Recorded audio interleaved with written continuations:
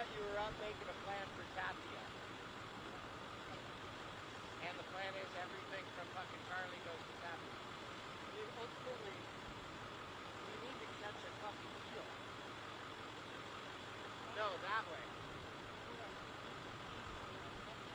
Yes. How high up did you get in at Tapia? Did you get to the yurt and everything that's like 5 miles up? Almost to Sam Ranch. There's a road that connects them. Yeah, it's a crappy road.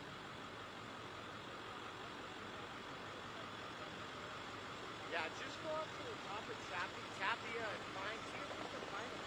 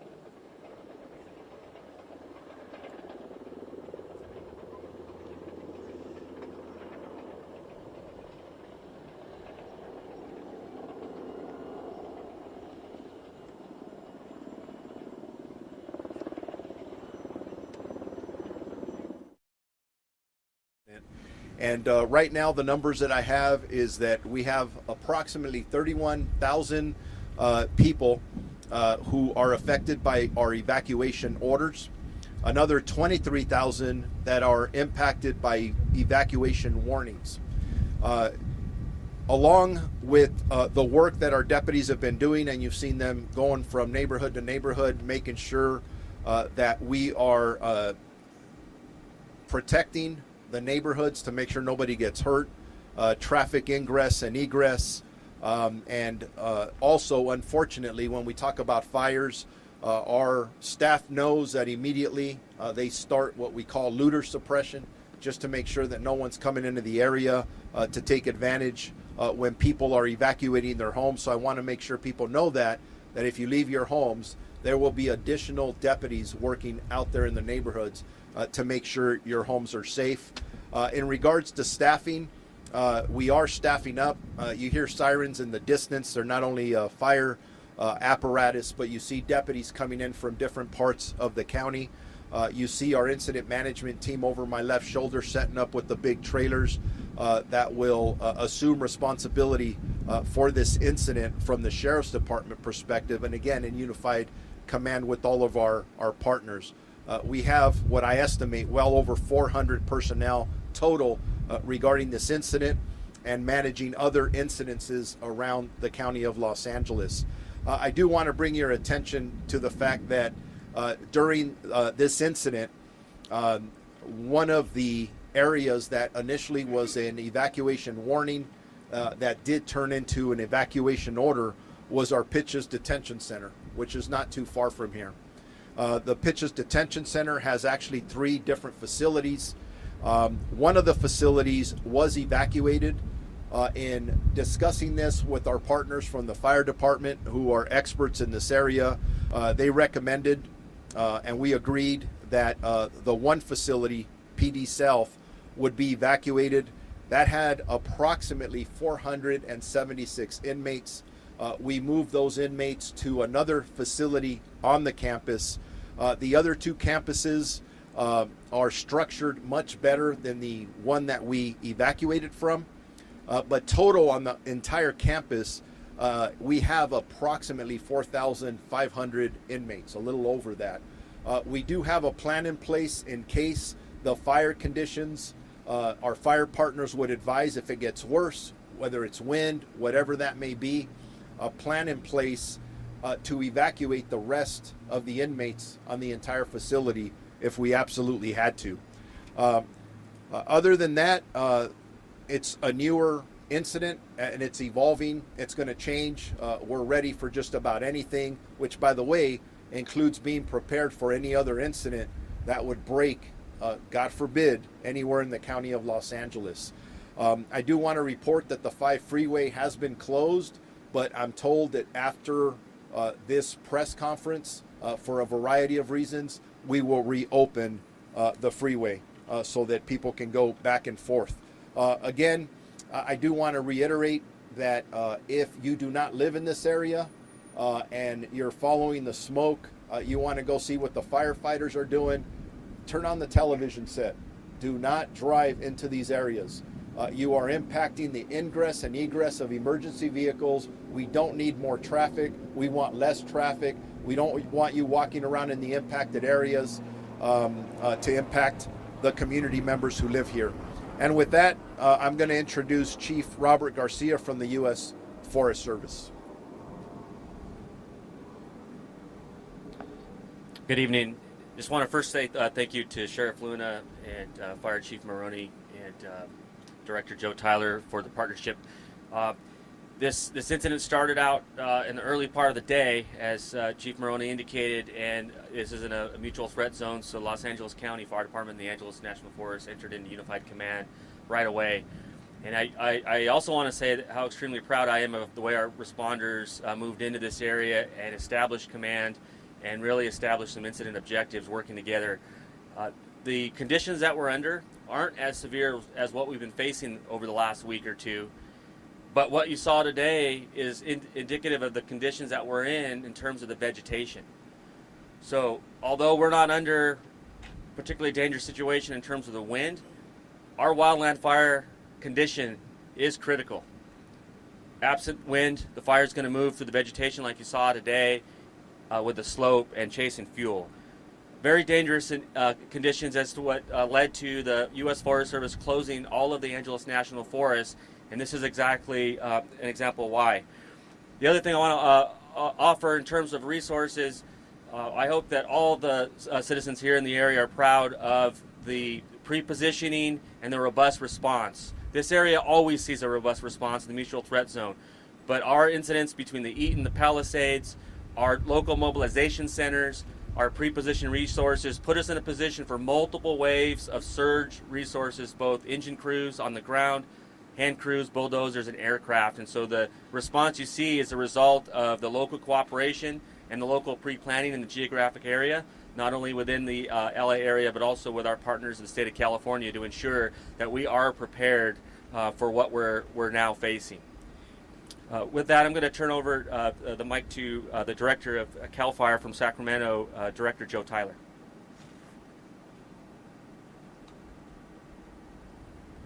Good evening, everyone.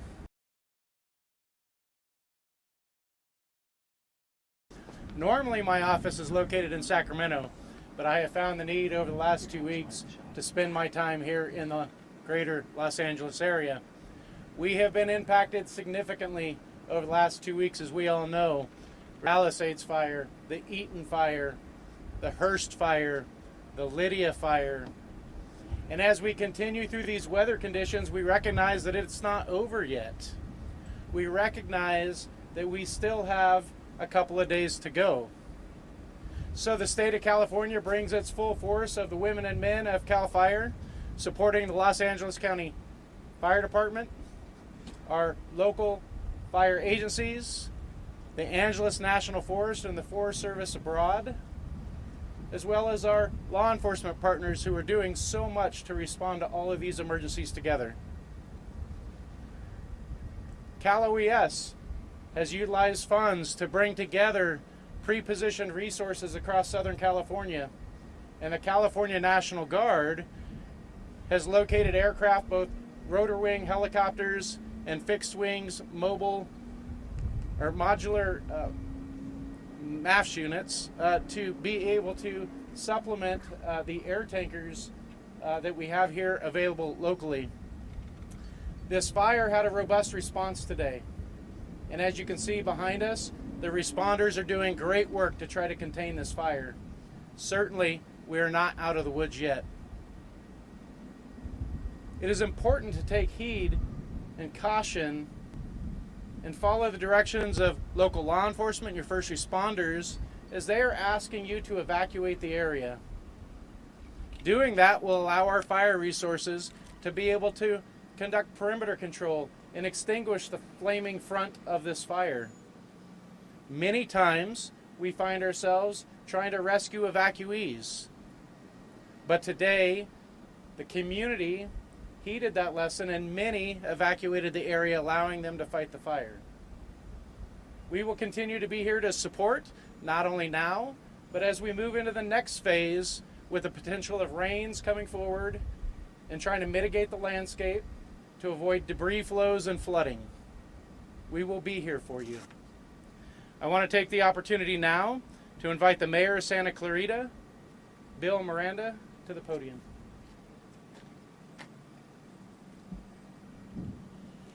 Thank you very much. I'm City of Santa Clarita Mayor Bill Miranda.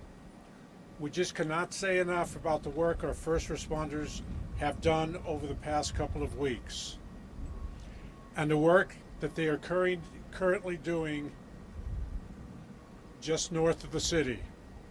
In the wake of the devastation that tore through Los Angeles, claiming homes and lives, understandably, everyone is on heightened alert and all too aware of the damage these fires can cause. I want to re-emphasize the importance of listening to our first responders and paying attention to the emergency alerts. If your area is under evacuation warning or order, please, if it's a warning, prepare to evacuate. If it's an order, evacuate now. Don't wait 10 minutes and see what's going to happen. Nothing's going to happen. Nothing's going to change in 10 minutes. We want you to evacuate now.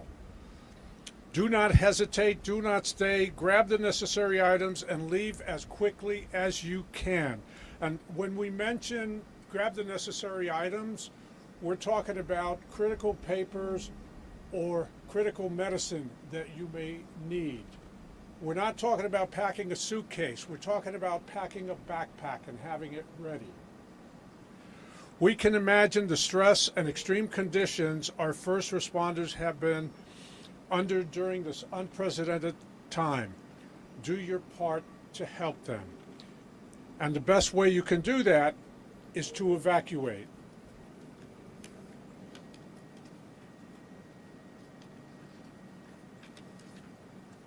Our city is unified. Our city is in unified command with the Los Angeles County Fire Department and the Sheriff's Department. We're working together to ensure that our residents are safe and minimize potential damage to homes and businesses. All city recreation and community services have been canceled for the rest of the day. Our Santa Clarita transit buses are running behind schedule because of the traffic due to the evacuations. I encourage all of you, if you are safe, not in an evacuation zone, please stay home and off our city streets. We need our streets open for evacuees to safely leave and for first responders to get in. Please do your part to help these fighting the Hughes fire. I want to end with our heartfelt thanks to the firefighters, the Sheriff's Department, deputies, and other first responders. Your efforts have been nothing but heroic. From the city of Santa Clarita, we say thank you.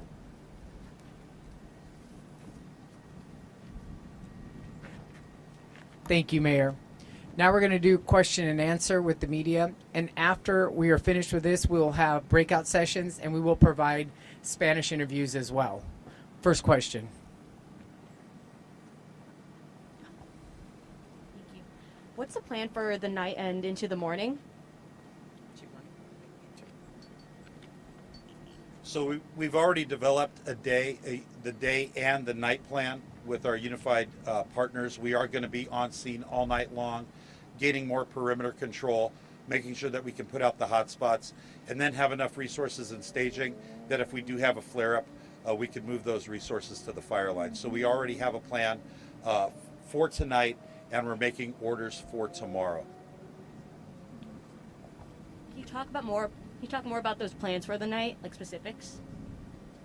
Regarding number of resources or Yes. job assignments, Yes. we're going to keep the 4,000 firefighters assigned to the incident. We're going to increase our perimeter control, and we're going to extinguish those hot spots. So those would be the tasks. Yeah. Sheriff Luna, if you can describe the decision making to first close the I-5 and now reopen, what changed that allowed you to reopen that particular byway? So, working with our partners at the California Highway Patrol, we needed to have better ingress and egress for emergency vehicles coming through the 5 freeway corridor. I believe that we've gotten a lot of the equipment that we need here for the rest of the evening. Obviously, that could change, that could be modified.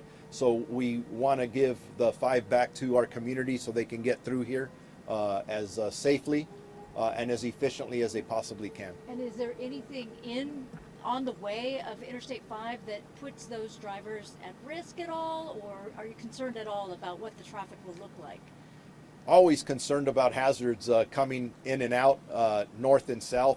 As far as I know now, we don't see any hazards, but the winds are what they are. I'm not a fire expert, but we listen to our fire experts, and if the wind shift, fire behavior does whatever it does, and if at any time we believe that our community may be in peril because of that wind or fire behavior, we'll close it again. I say we'll close it again. It's our partners at the California Highway Patrol who usually do that, and they do an excellent job at that. Very good, thank you. Amanda Starantino, KCAL. Chief Maroney, I have 2 questions. A lot of people are on edge after the last couple of weeks and what we've seen happen in Altadena and the Palisades. How does this fire here, the Hughes fire, compare to what we've seen the last couple of weeks? Well, I think that we've all been on edge over the last 16 days, and we've had numerous fires start throughout Los Angeles County. The response to this fire between the Angeles National Forest and the LA County resources, in addition to the state resources that were pre-deployed, we had 2 strike teams in the Santa Clarita area. We were able to amass a lot of fire resources early on to change what this fire looks like. Just 3 or 4 hours ago, the smoke was laying across the 5 freeway. That's what necessitated its shutdown, because there could have been accidents, but also the ability to fight the fire from the air. The winds were strong, but they were not those 70, 80, 90 mile an hour winds that we experienced on Tuesday the 7th. We had a very robust, like Director Tyler spoke, a robust helicopter and fixed wing retardant response to this incident. We were able to put in tens of thousands of gallons of retardant on the south side of the fire because the fire was moving to the southwest. It was really the aircraft, in addition to all of those ground resources, which allowed us to get the upper hand. Because had you been here a few hours ago, the situation looked much different, and it certainly looked much more threatening. And Chief Maroney, what are the biggest challenges heading into the night? Well, into the night, it's going to be making sure that we can rest our crews that have been out there since 10:42 this morning, making sure we can feed them.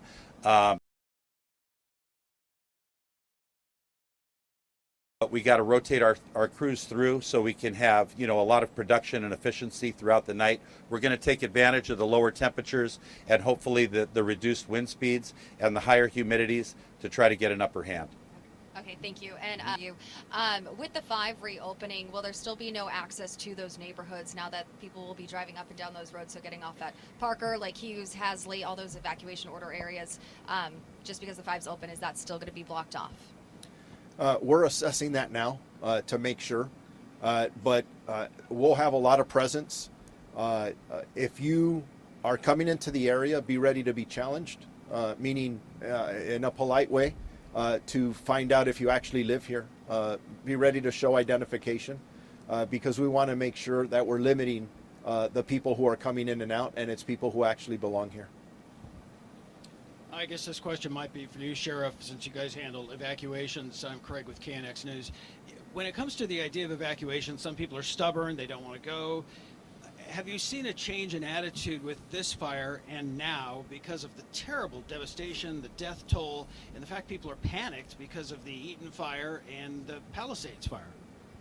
I haven't received that assessment yet, but I will in the next couple of hours to see how we did on this one. Our deputy sheriffs do amazing work. And yes, whether it was the Palisades fire in Malibu Lost Hills for us and the Eaton fire in Altadena, our deputies' jobs are very difficult. There are times where people challenge them. They get evacuation orders and they refuse to leave. They think that they're going to be okay. I know I told a story earlier of a situation in the Altadena area where we were directing people to evacuate, and they refused to, and the deputy felt that they were in such danger that he actually threatened them with arrest. There was an argument between a wife and a husband, wife saying, hey, we should listen. They listened, they left, and they are now crediting the deputy sheriff for saving their life because that house and neighborhood completely burned down. Those are the challenges that we face, but you've heard it here over and over. And really the message is simple. If there's an evacuation order, please leave. Do not put your life at risk. Do not put the life of first responders at risk. It's not worth it. And I'm even pushing it that if you're in an evacuation warning, you should also leave. Gather your most important items, medicines, important paperwork, pets, chargers for your phone, and get out of the area. Don't sit there and argue. It is not worth it. Camilla Rambaldi with NBC4. My question is for Fire Chief Maroney. You talked about some of the wind conditions and the plan going into the evening hours and tomorrow. At this point, are there any additional concerns that you have in battling this fire?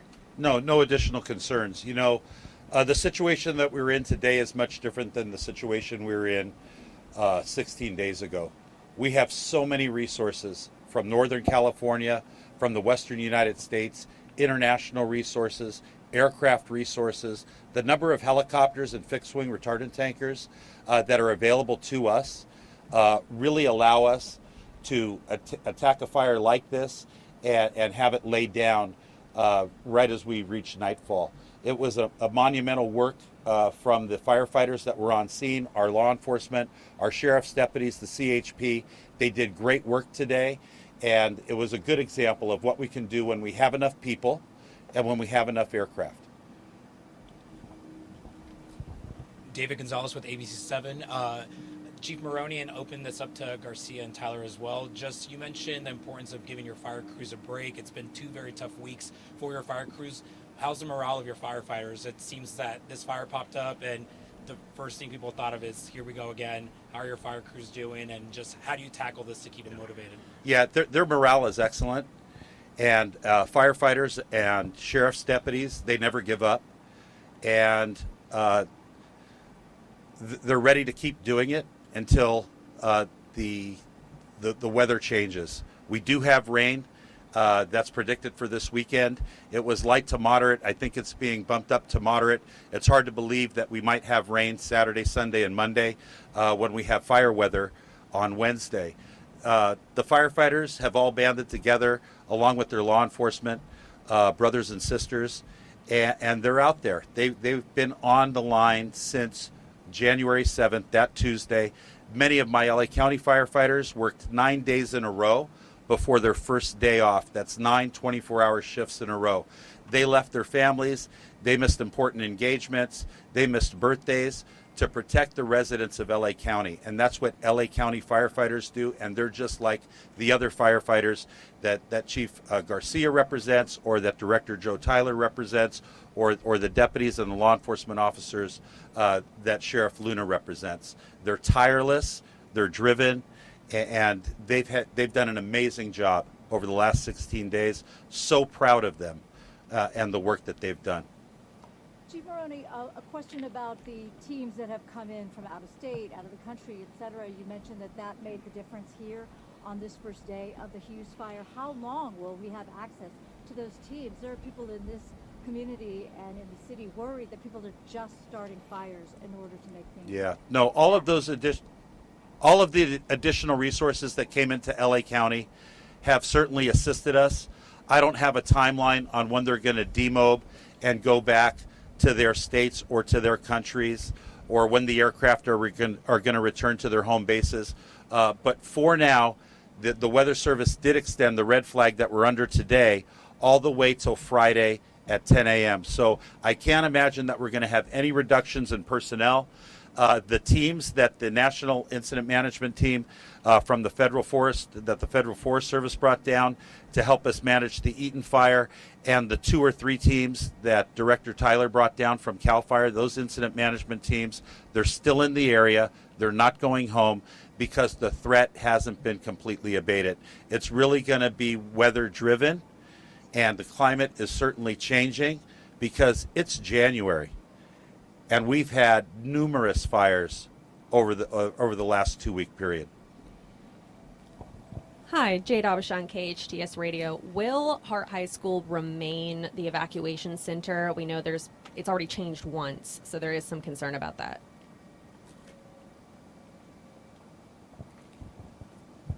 If it's okay with you, let me follow up with you just to make sure. I know we use that immediately.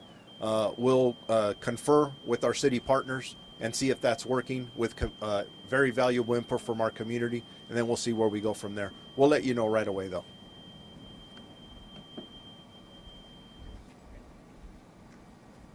Okay, that concludes the question and answer portion of this press conference. We will break out. There's PIOs from Los Angeles County, Angeles National will be around to answer your questions. Thank you all for coming.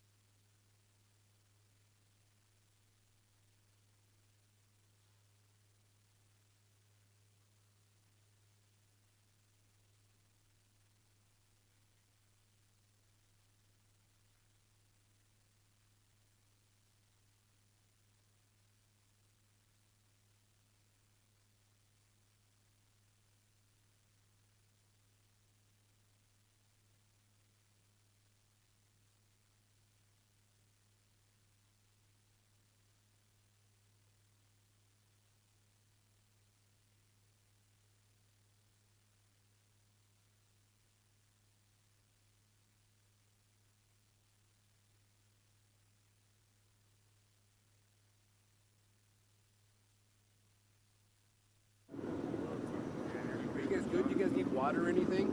Oh, what? You guys need water or anything? Are you guys good? We got some in there. Thank you. Appreciate Oh, it. okay, yeah. Thank you so much. Yeah.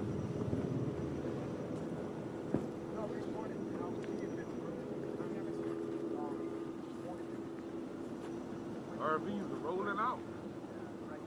What's that? Everybody getting in the RVs rolling out. Yeah.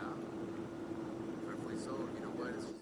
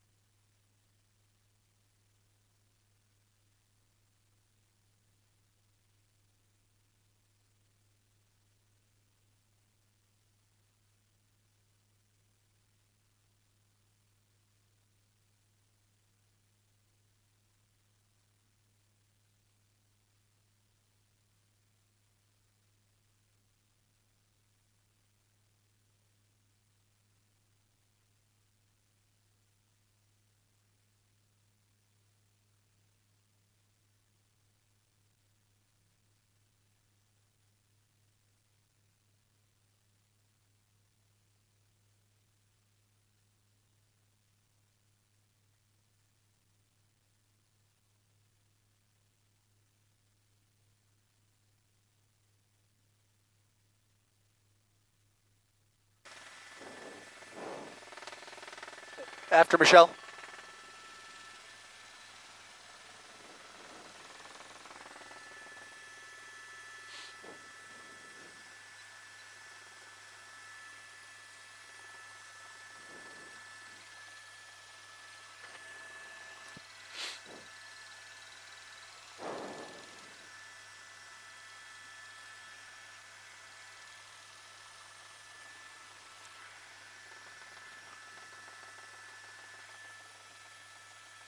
Oh, yeah.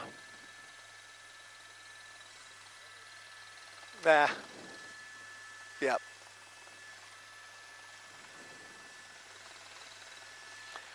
I think so. Let's see it.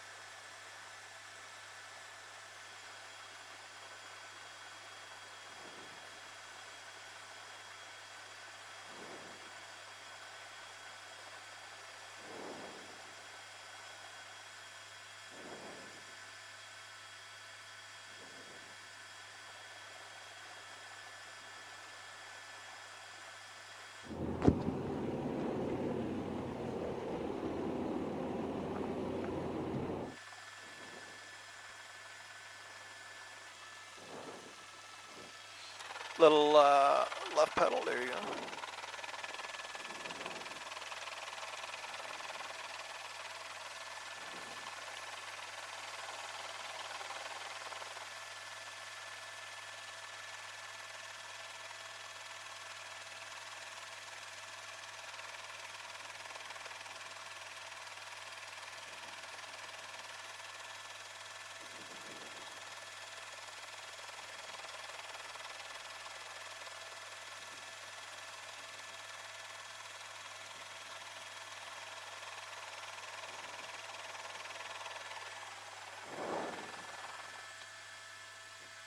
Copy that.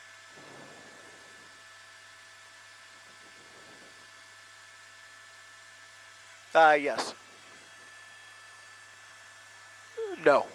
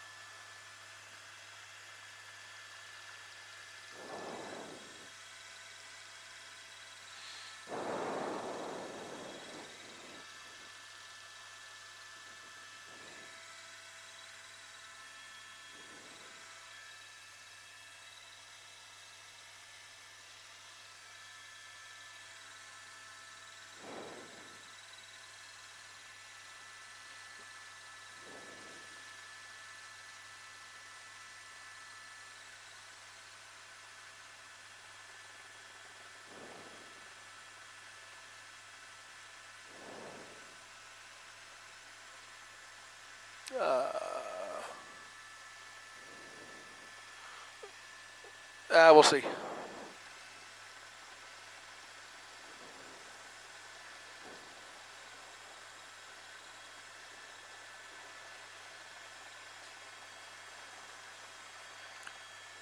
Oh, Scott was in when I got in.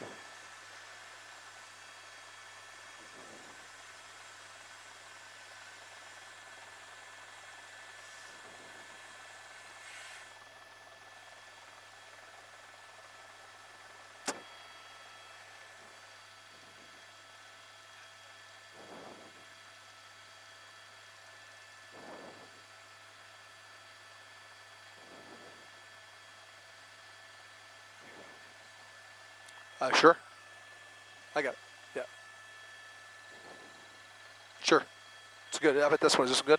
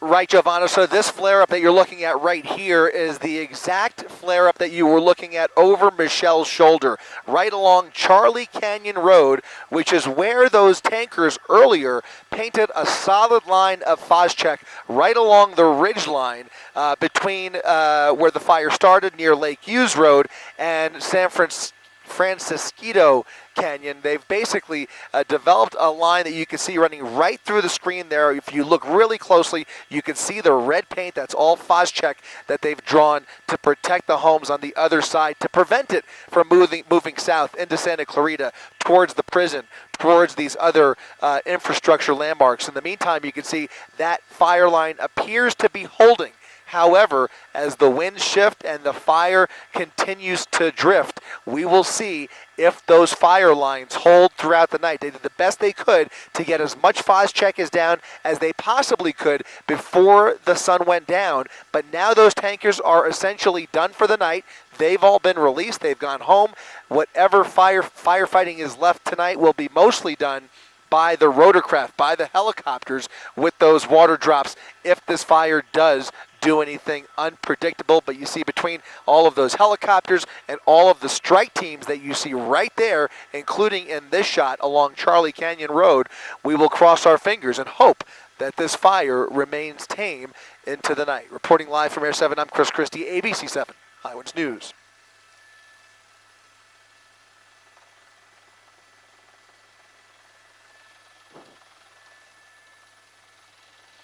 The 5 freeway remains closed at this hour. There is a steady line of traffic that extends all the way through Santa Clarita. The northbound traffic almost looks as if nobody got the word, and there is a nightmare of a jam all the way backed up to the San Fernando Valley. I've got to tell you, it's a bit of a nightmare coming out of LA. Southbound, coming from the north, we haven't seen quite what the traffic looks like, but we have heard that they plan on reopening the Grapevine any minute. So we're looking out for that. Right now, though, traffic is still at a standstill. Look, there are some cars now moving northbound, so they may be beginning to release some of the northbound traffic, but still, don't take any solace in this. The traffic in both directions expected to be bumper to bumper throughout the night. Guys?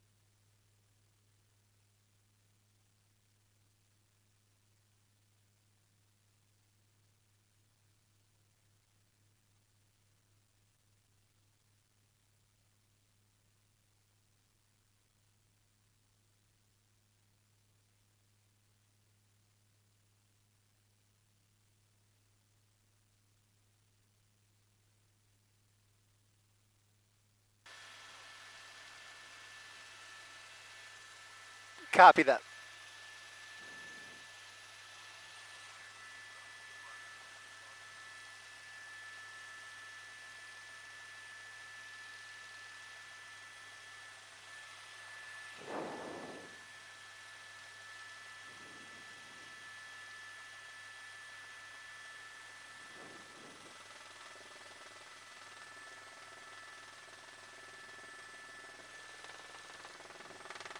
stand by.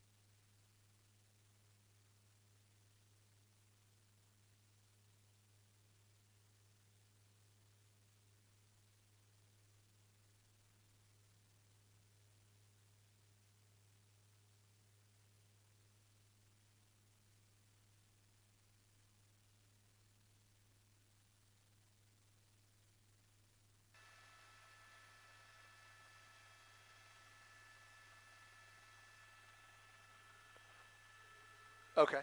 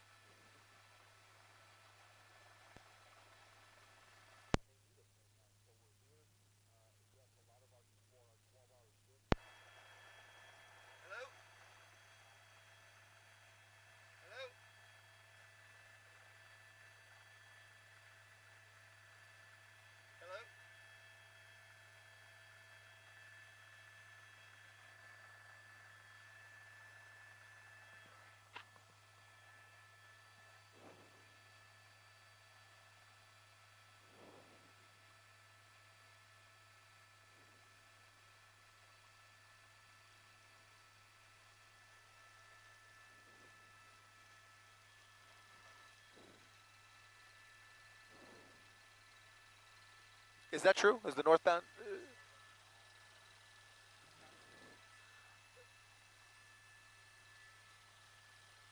Yeah, let's try and confirm whether it is open or not.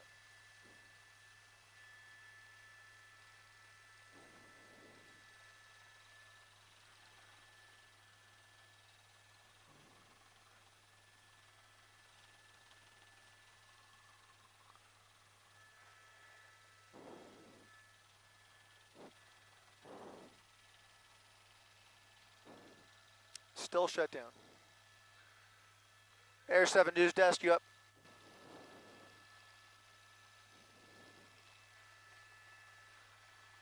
Just letting you know, so far they still have not reopened the freeway. Still shut down as of now.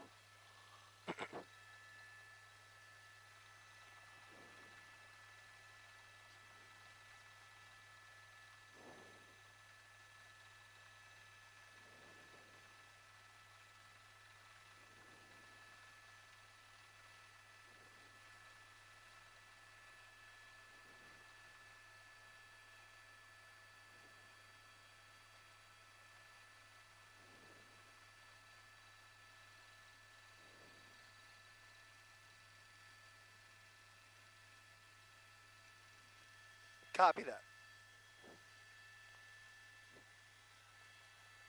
Copy that. You got it.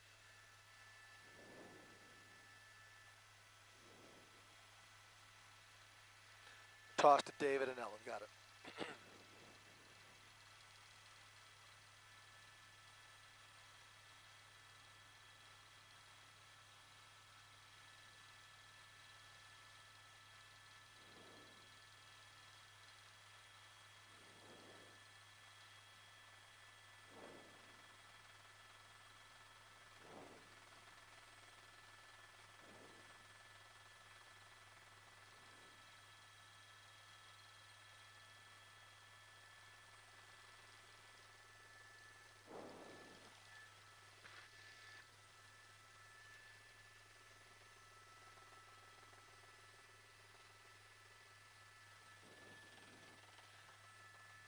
Well, I guess that is probably the plan. I mean, there seems to be a lot less smoke that would allow them to reopen it. As of right now, the freeway does remain shut down, unfortunately. So I presume at some point they will reopen the northbound side any minute. As of right now, though, it remains closed in both directions, and it's worth noting because the traffic jam extends all the way through the Santa Clarita Valley. Really, really tough for folks trying to make their way out of LA. The Grapevine has remained closed for hours, and it has had a real impact on the commute today. In the meantime, the fire continues to burn. The glow continues to be highly visible from the 5 freeway, and so when they do reopen traffic, there are certainly going to be plenty of onlooker delays catching a glimpse of what is left of these flare-ups, which are really lighting up the night sky in certain parts of Castaic. So still going to be a spectacular view, but not good for traffic. You can see the flare-ups right there as this fire continues to burn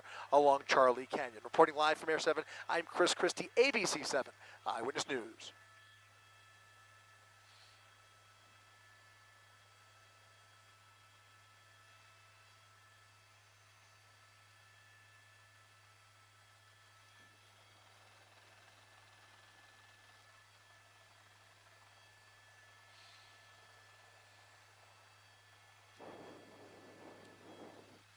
So from our vantage point, it appears that the FOSCHEC lines that they laid down before the sun went down are holding for now.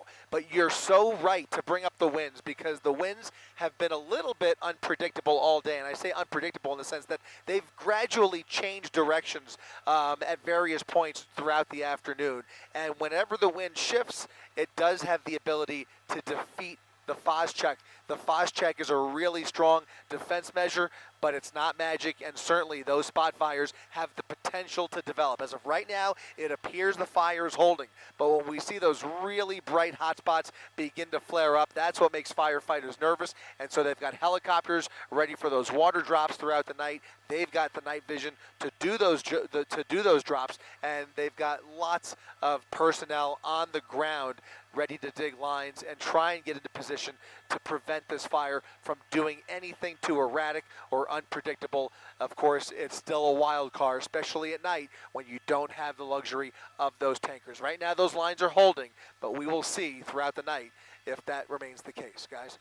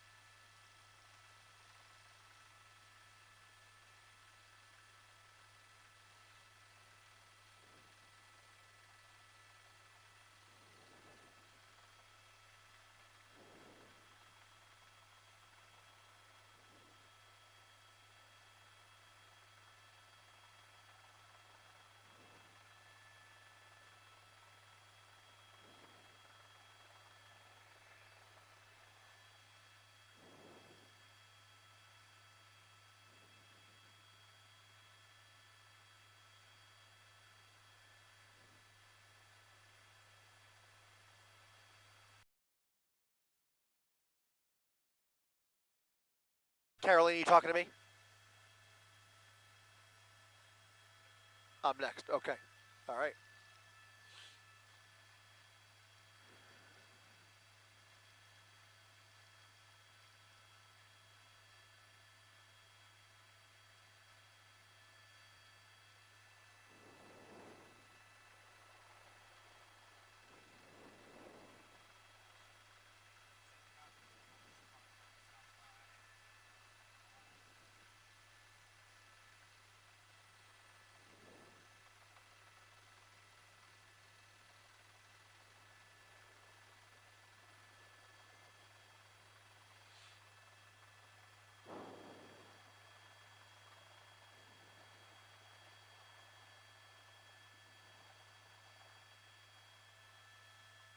Hey, Jay, go ahead.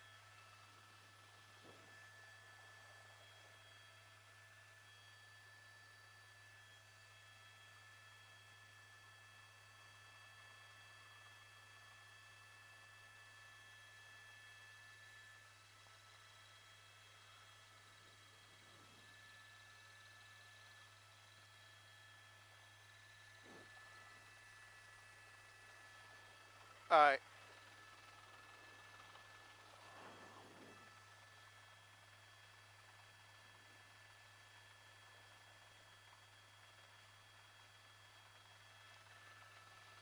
All right, we're going to need to take a little break. We've been going nonstop for like 5 hours by then.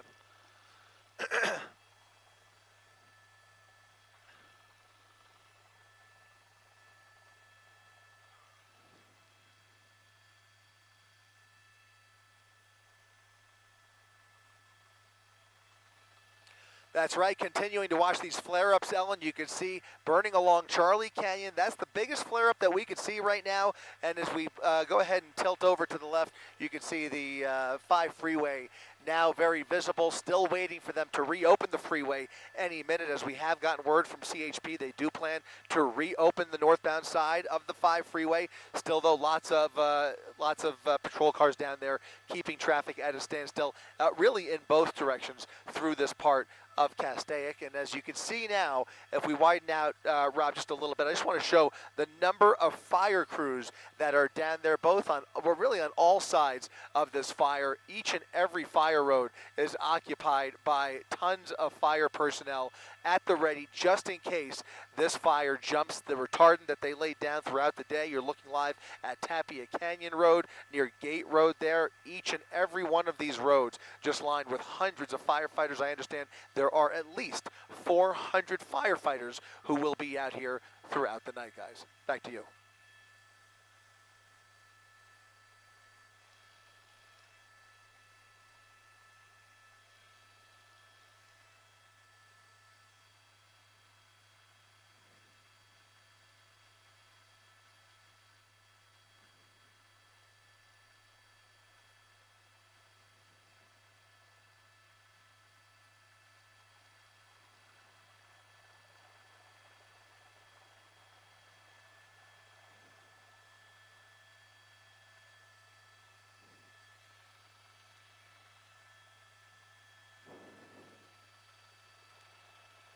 Copy.